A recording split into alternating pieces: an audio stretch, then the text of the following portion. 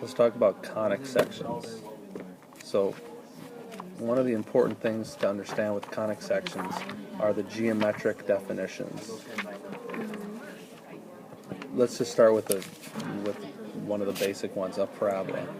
A parabola, we all know what a parabola is because we've been doing it with algebra 2 trig all the time. It just looks like that, and we like to write it as y equals ax squared plus bx plus c.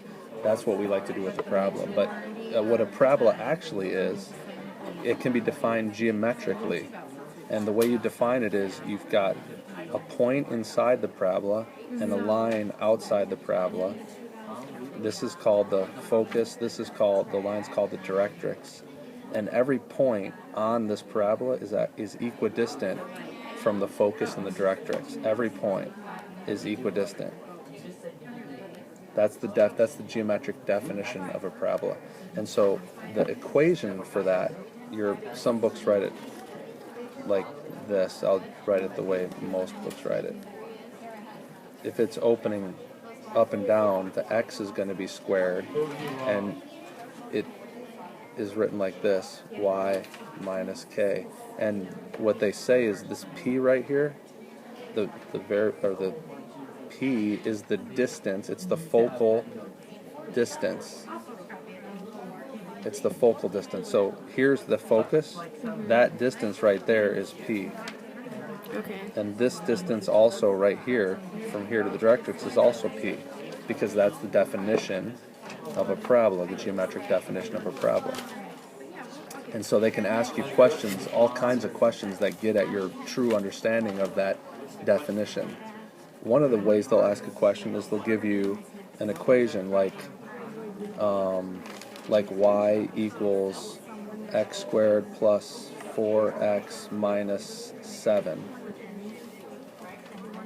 And they'll ask you what's the focus, what's the directrix, and all that kind of stuff. And so what you need to do here is you need to take this and complete the square.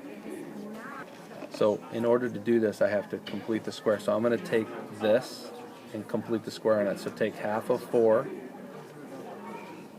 which is 2, and square it, and add it, and also subtract it. So notice that I'm adding it and subtracting it. So have I really changed this equation? I haven't changed the value of it, I just changed how it looks. And I did that because now that thing is going to factor into x plus 2 squared. And that's going to be positive 11. I'm going to move it over to the other side.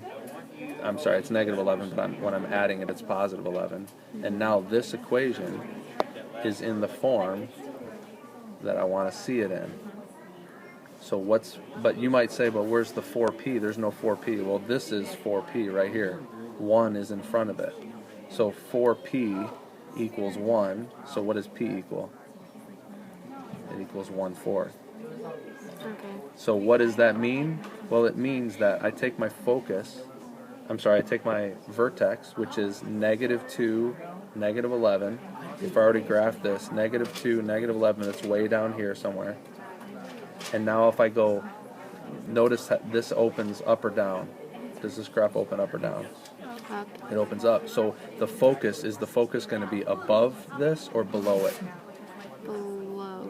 Nope, the focus is going to be above it, because the definition is, so the focus has to be 1/4 above my vertex, which is -2, -11. So what's my focus going to be?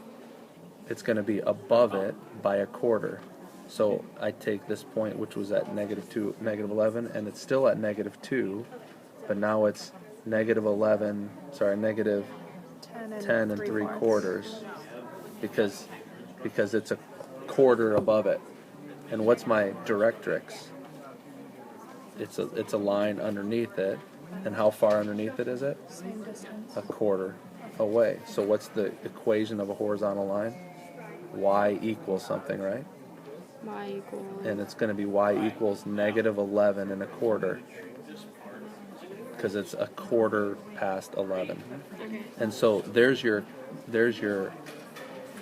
graph based upon the geometric definition of a parabola. So that's And you have to do the same for ellipses and hyperbolas and circles. Is you have to understand what the definitions are. And if you don't understand them, all those formulas that they give you, like this formula, it's just going to confuse you until you really understand the geometric definition and focal distance and all that good stuff.